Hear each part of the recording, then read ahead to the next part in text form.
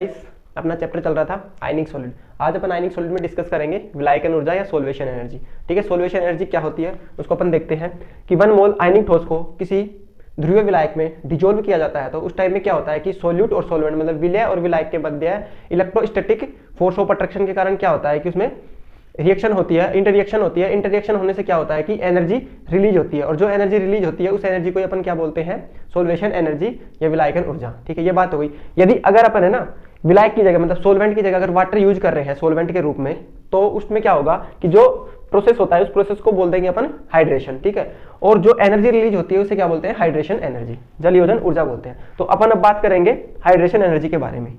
Hydration energy, तो यहाँ पे मैं एडिंग डालता हूं,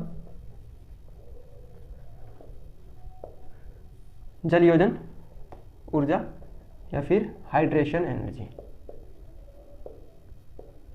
हाइड्रेशन एनर्जी, ठीक है। इस टर्म को समझने के लिए अपन को सोल्वेशन को समझना पड़ेगा। सोल्वेशन क्या होता है, मतलब विलयता क्या होती है। मतलब जब किसी सोल्यूट को सोलवेंट में डिजोल्व किया जाता है तो उनके मध्य इंटररिएक्शन होती है और इंटररिएक्शन के कारण क्या होता है कि उसमें सोल्यूट है जो सोलवेंट में डिजोल्व हो जाता है, मतलब विलय विलायक में डिजोल्व हो जाता है। अब जो सोल्यूट होता है वो पोलर भी हो सकता है, नॉन पोलर भी हो सकता है, या वो मॉलिक्यूल्स भी हो सकते हैं या आयंस भी हो सकते हैं। ठीक है, तो वो किसमें, सोलवेंट में डिजोल्व होते हैं। तो डिजोल्व होने की प्रोसेस को क्या बोलते हैं अपन, विलयता बोलते हैं। और विलयता का एक सिद्धांत है कि मतलब समान समान को डिजोल्व करता है, समान समान को डिजोल्व करता है। इसका मतलब क्या होगा कि जो पोलर सोलवेंट होता है जो पोलर सोल्यूट को डिजोल्व करेगा और नॉन पोलर जो सोलवेंट होता है जो नॉन पोलर सोल्यूट को डिजोल्व करेगा। ठीक है, तो ये हो गई समान, लाइक को डिजोल्व करता है, मतलब पोलर को डिजोल्व करेगा।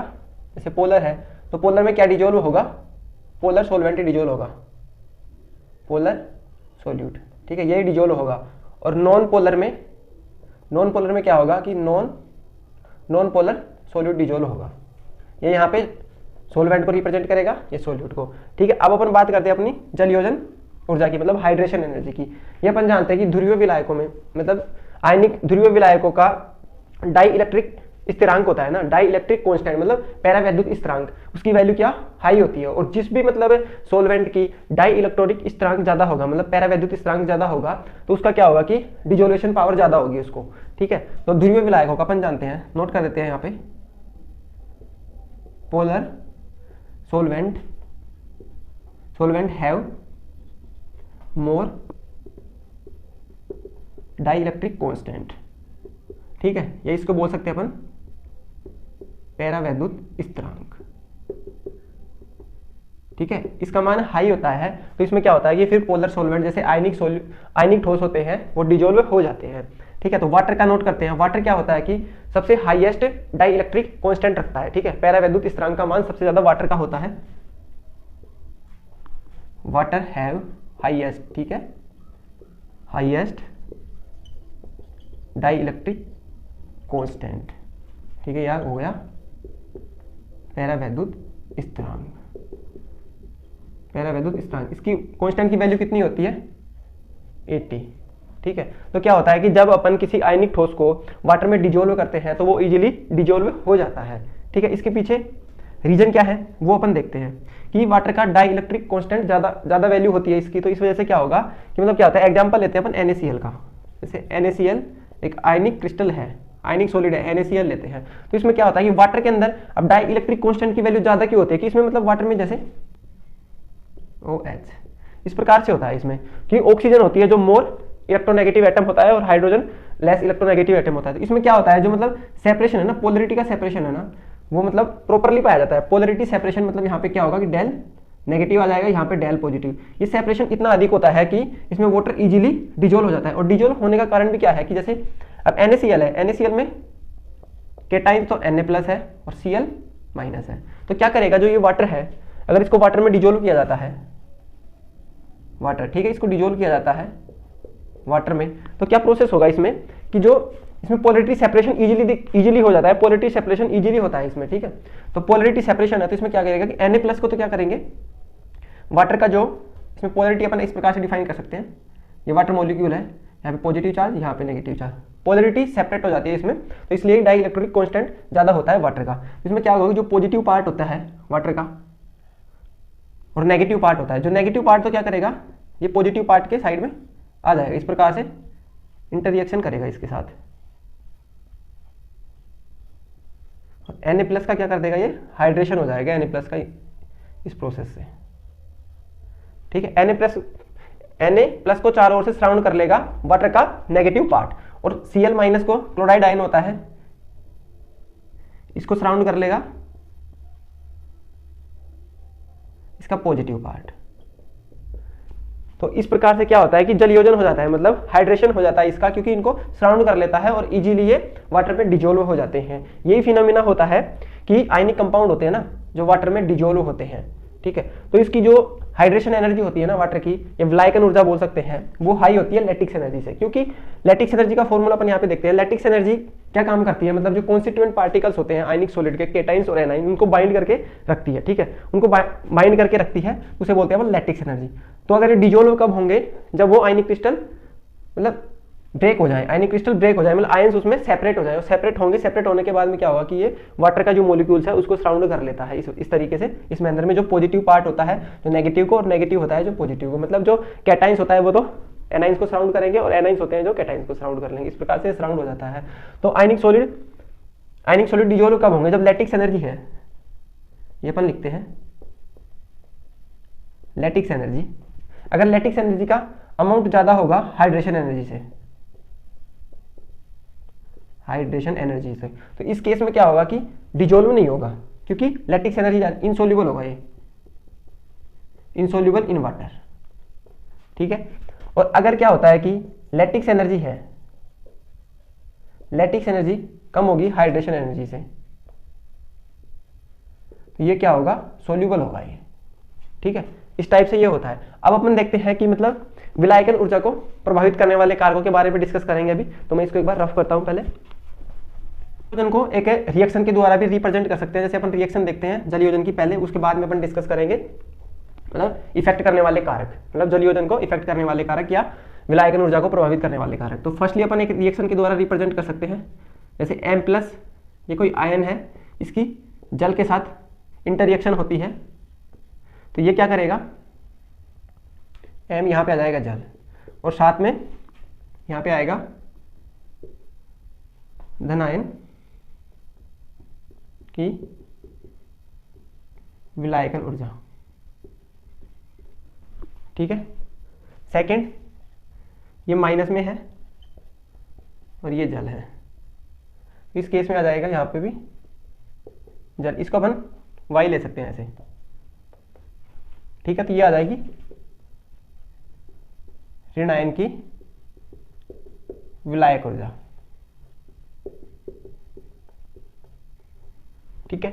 अब अपन बात करते हैं, एक फॉर्मूला देखते हैं सॉल्वेशन एनर्जी का, जिसे अपन सॉल्वेशन एनर्जी कैलकुलेट कर सकते हैं। जैसे सॉल्वेशन एनर्जी को रिप्रेजेंट कर देते हैं अपन HS से, ये इक्वल होगी माइनस Z+Z- e⁻², और नीचे आएगा 2R, तो यहाँ पे आ जाएगा 1 - 1ε, ठीक है। ये एक फॉर्मूला है सॉल्वेशन एनर्जी को कैलकुलेट करने का, ठीक है। अब क्या बात करते हैं, यहाँ पे जो टर्म अपन ने यूज की है उसका मीन्स क्या है, यहाँ पे माइनस साइन ये डिनोट कर रहा है कि मतलब एनर्जी रिलीज होती है, ठीक है।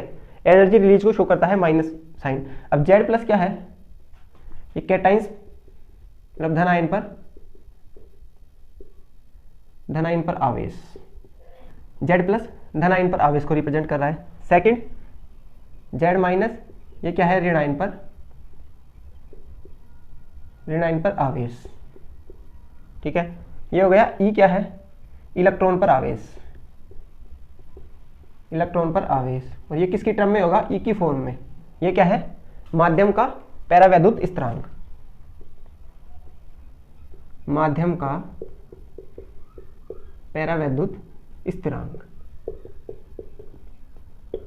का पैरावैद्युत स्थिरांक होता है, और ये R है, ये रेडियस होती है, रेडियस। सॉल्वेशन एनर्जी को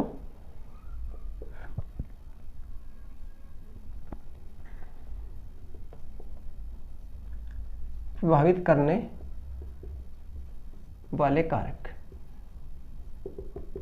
ठीक है, इनके बारे में अपन बात करते हैं। फर्स्ट देखते हैं, इस मतलब फॉर्मूले से अपन एक इक्वेशन ड्राइव करते हैं। देखो ये क्या है, HS मतलब सॉल्वेशन एनर्जी या फिर हाइड्रेशन एनर्जी, ठीक है, वो किसके इक्वल है, डायरेक्टली प्रोपोर्शनल है कैटाइंस पर आवेश डायरेक्टली प्रोपोर्शनल है एनाइंस पर आवेश। फिर डायरेक्टली प्रोपोर्शनल है ये पैरावैद्युत स्थिरांक, इसको अपन इस प्रकार से भी रिप्रेजेंट कर सकते हैं क्योंकि ये वैल्यू बढ़ेगी।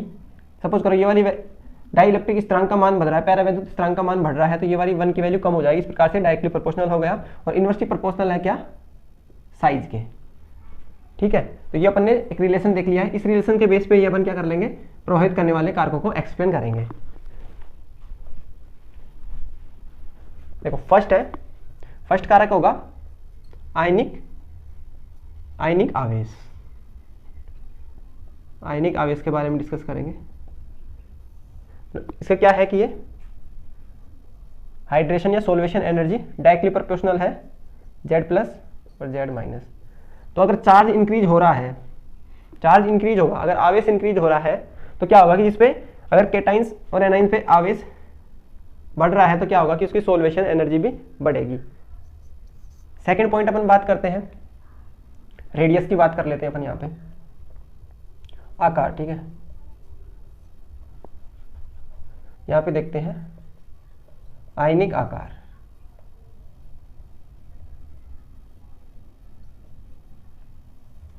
यदि क्या हो रहा है, रेडियस बढ़ रही है मतलब साइज बढ़ रहा है, तो साइज के क्या है, हाइड्रेशन एनर्जी इनवर्सली प्रोपोर्शनल।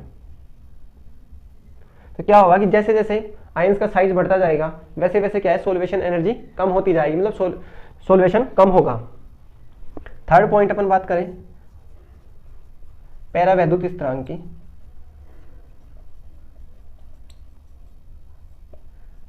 पैरावैद्युत स्थिरांक, ठीक है, तो जैसा कि रिलेशन ड्राइव होता है यहाँ पे कि डायरेक्टली प्रोपोर्शनल होती है हाइड्रेशन या solution energy.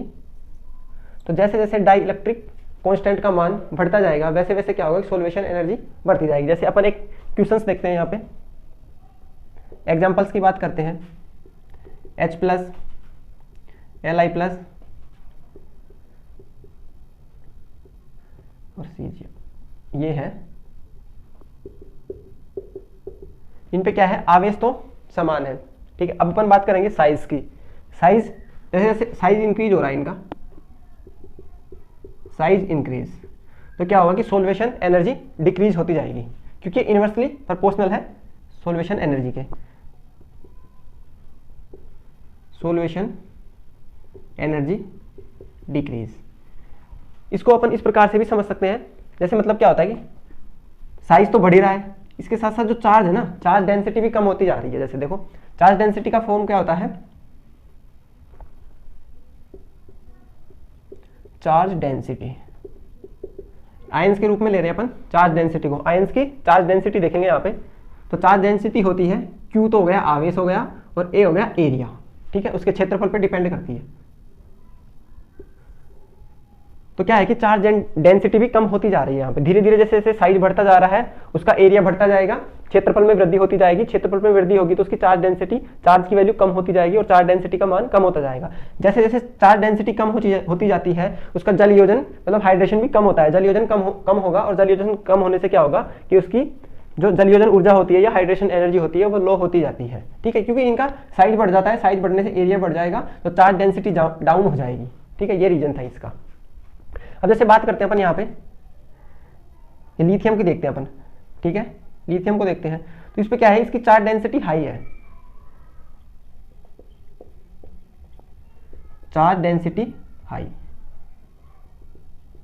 Charge density high है। हाई होने का रीजन क्या है कि इसका साइज है ना, ड्यू टू साइज स्मॉल है, स्मॉल साइज। तो स्मॉल साइज होगा, चार्ज डेंसिटी हाई है। तो यहाँ पे क्या होगा कि इसको जो वाटर मॉलिक्यूल्स के जो आयंस है जो सराउंड करेंगे, जैसे अपन देखते हैं कि हम पॉजिटिव है तो यहाँ पे सराउंड करेंगे ना वो यहाँ पे उसका इफेक्ट ज़्यादा रहेगा क्योंकि इलेक्ट्रॉन डेंसिटी ज़्यादा है। डेंसिटी ज़्यादा होगी तो उसके पास पास पास पास पास में ऐसे आके और क्या होगा कि जो नेगेटिव टर्मिनल है वाटर का जो इसको सराउंड कर लेगा। ठीक है, मतलब साइज छोटा है इसका पर क्या है कि इस पर चार्ज डेंसिटी ज़्यादा है। चार्ज डेंसिटी ज़्यादा है तो ये दूर तक यहाँ से लेकर यहाँ तक भी, एक के पीछे एक भी, 2 या 3 तक भी आ जाएंगे ना तो उनको भी ये क्या कर लेगा, सराउंड कर लेगा। इस प्रकार से क्या है कि सोल्वेशन ज़्यादा होगा, इसका जल योजित आयन है ये ज़्यादा होगा। और इसी में ये है सीजियम ले लें अपन, तो सीजियम का साइज अपन बड़ा मान सकते हैं पर इसमें क्या होगा कि चार्ज डेंसिटी कम होगी। चार्ज डेंसिटी कम होगी तो बस इसको ये मान लो मोस्टली एक लेयर में ही इसको सराउंड कर पाएंगे नेगेटिव पोल ऑफ वाटर के, ठीक है, वाटर के नेगेटिव पोल एक ही में सराउंड कर पाएंगे। तो अब कंडक्टेंस की बात करते हैं ना अपन, अगर एक्वस सॉल्यूशन में कंडक्टेंस की बात करते हैं अपन, तो कंडक्टेंस क्या होता है, सॉल्यूशन के इनवर्सली प्रोपोर्शनल होता है। जिसका सॉल्यूशन ज्यादा होगा तो अब इसका साइज ज्यादा बढ़ जाता है, एक्वस सॉल्यूशन में है तो ये इसका साइज ज्यादा हो जाएगा, साइज ज्यादा होने से क्या होगा, इसकी मोबिलिटी कम हो जाएगी, मोबिलिटी को भी इफेक्ट करता है हाइड्रेशन, ठीक है।